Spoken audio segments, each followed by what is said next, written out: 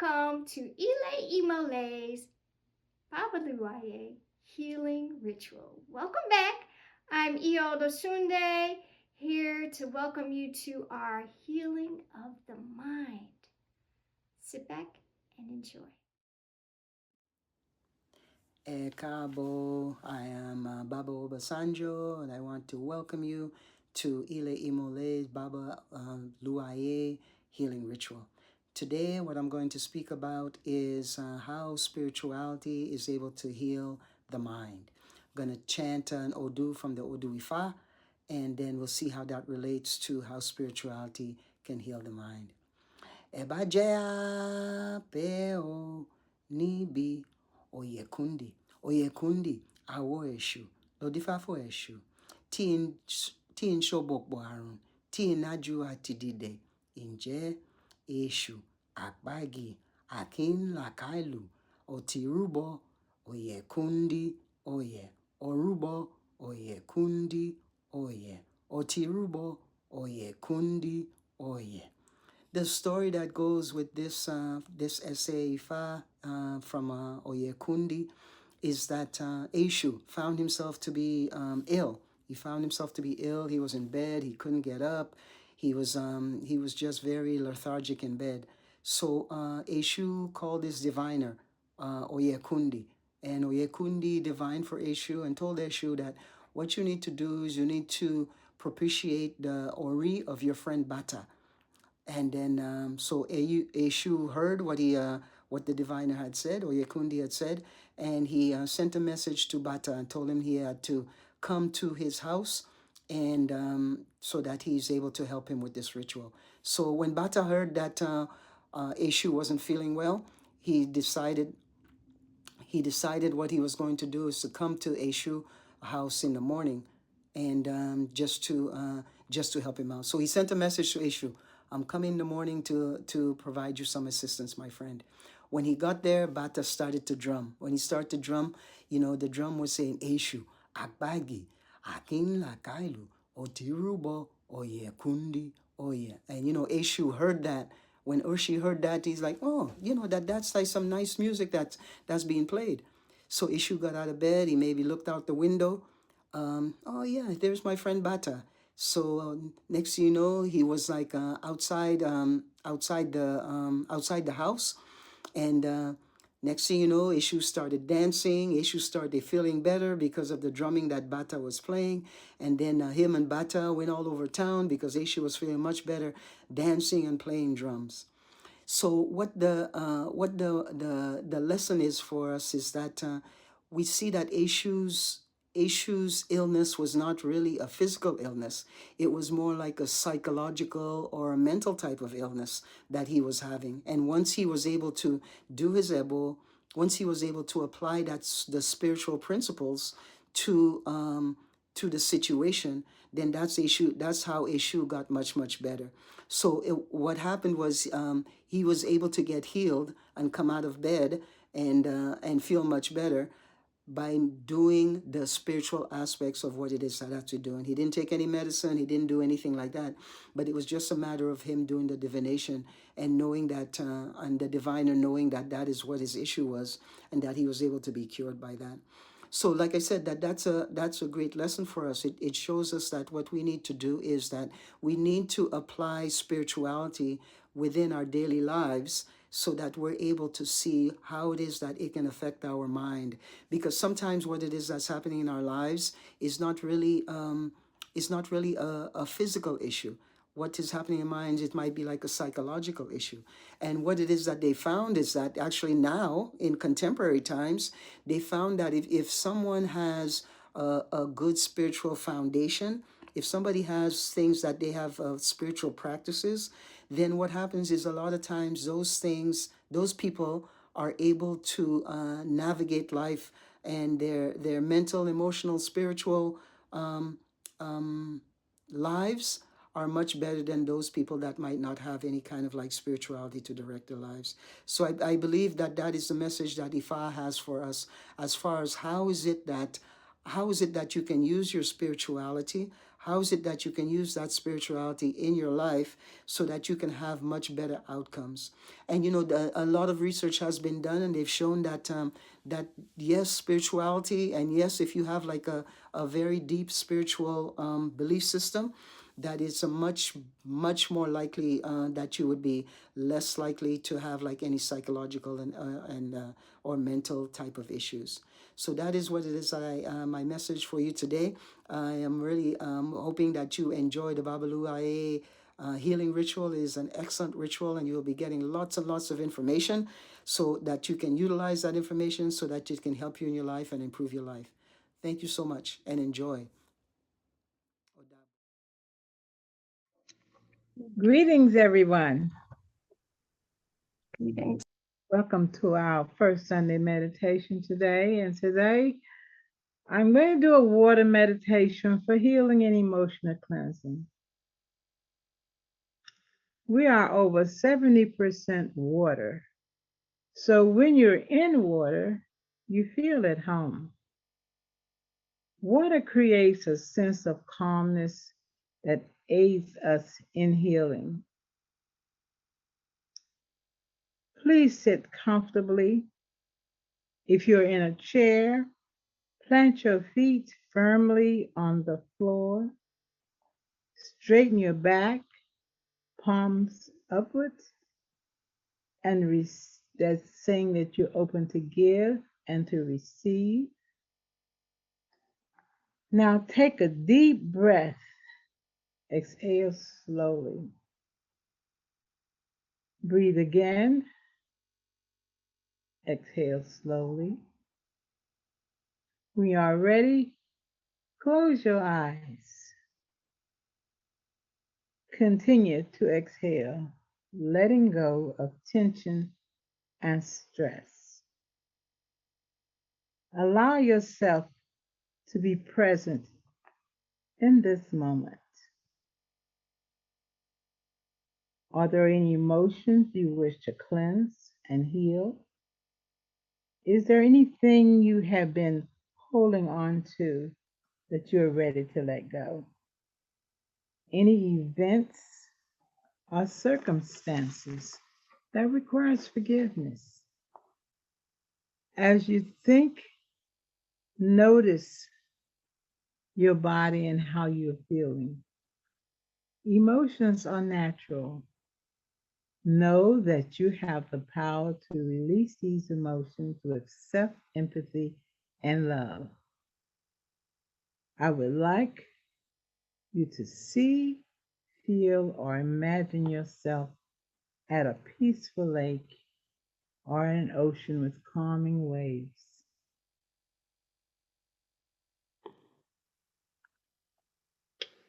Know that you are safe and that no harm can come to you. Slowly and bravely step into the water. As you take the first step, you feel a cool sensation.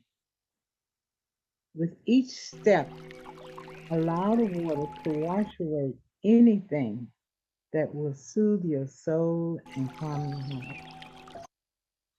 Wash away emotional, energetic debris from your body, cleansing and purifying anything heavy.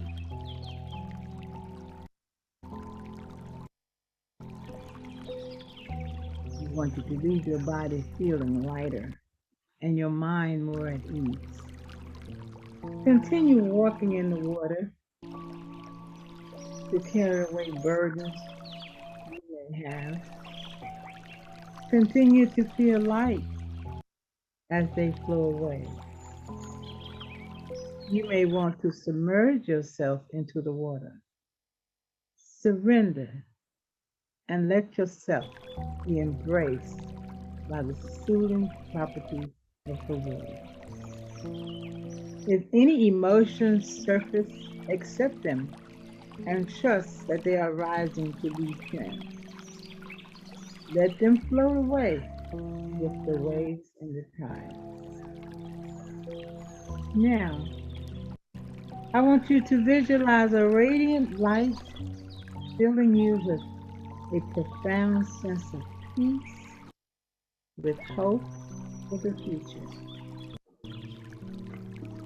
Affirm to yourself, I flow through life with ease and joy. With gratitude, feel the freedom of letting go. As you let go, slowly step out of the water. Feel a sense of clarity and peace as you return to the shore. Now take a deep breath.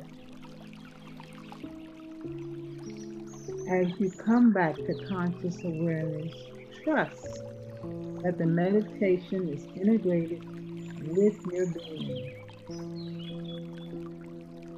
Breathe slowly. And when you're ready, open your eyes. Peace and blessings.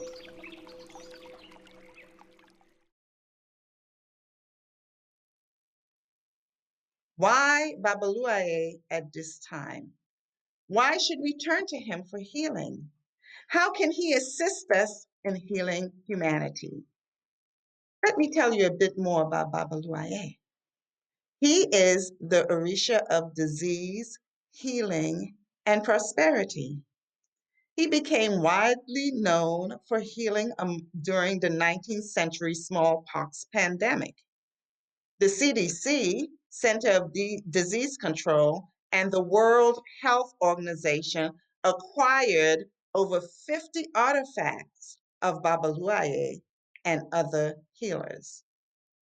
Babaluaiye means Lord, Monarch, Father of the world.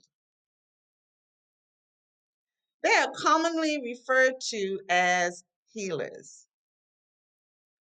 Part of the African tradition is teaching by telling stories. Let me tell you a story about Babaluaiye. He was born into a very powerful family, a mother, a father, and siblings. And you know how it is when one is born. They always check to see if the baby has all their fingers and toes. Babaluaiye was different. He had physical disabilities. However, he did possess special powers.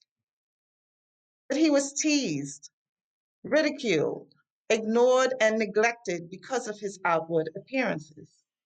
He was judged and treated unfairly. Anger grew and set in his heart. It grew and grew and grew until one day he became so angry that he could not handle himself or his special powers. He began to fight with others. He fought with Ebola, measles and pox and wounds that appear all over the body. He used his powers to cause immune system overreaction. This caused organs to weaken and inflame, and many died. The elders eventually banished him because of his destructive behavior. He fled to the forest, where he existed for some time. I was a member of the Yoruba Temple of Spiritual Elevation and Enlightenment. We used to sing this song, and it goes like this. Ero, ero, eroko, Babaluaiye, ero, ero, eroko, Babaluaiye, ero,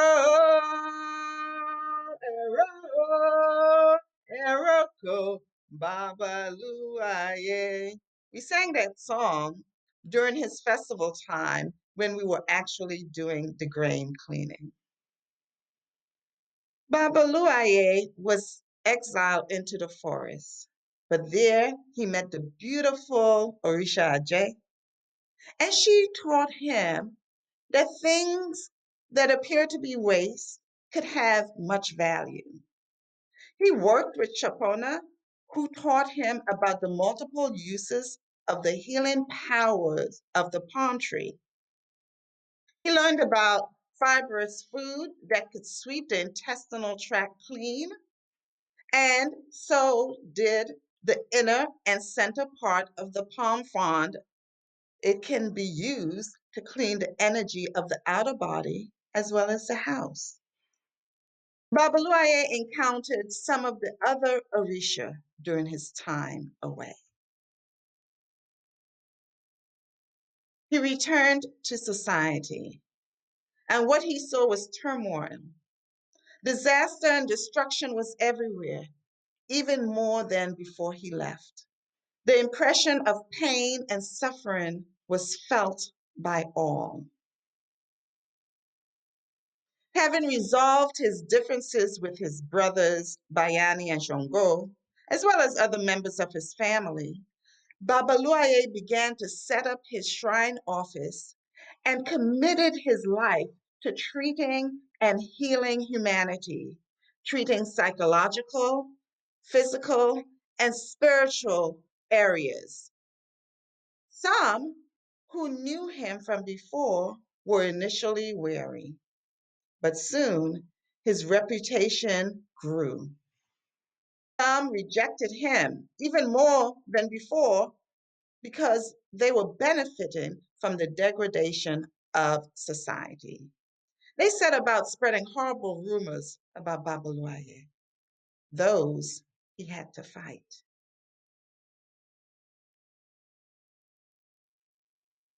Eventually, his practice grew, and he trained up others to assist with the work of healing humanity. Images of Babaluaiye may show him with spots all over his body, with one leg, one arm being maimed. His vessels typically look like a clay pot with spots all over it or holes in it. Some of his implements that's sacred to him include the broom, chains, and um, other metal objects such as guns, cowrie shells, and camwood red dye. His special foods include palm wine, palm oil, and other palm tree products, cornmeal, beans, bitter leaves, and other special food items that's given to him at special times. Do not eat salt and pepper while working with the energy of Babaluaiye. Do not scrape or scratch metal objects when working with him. It's best to wait until after the sun has gone down before working with his energy. During cleaning rituals, or if someone is healing within the home, it's best to allow the healing period to end before removing and cleaning up items. His medicine, Ero, is Aba. Aba is a special mixture that you can use to rub on your skin. Healing is our birthright. Healing is our birthright. And this story tells us about how one can come to healing. Babaluaiye is the solution for humanity. He saves lives. He's a nurturer, a healer, a protector of the downtrodden.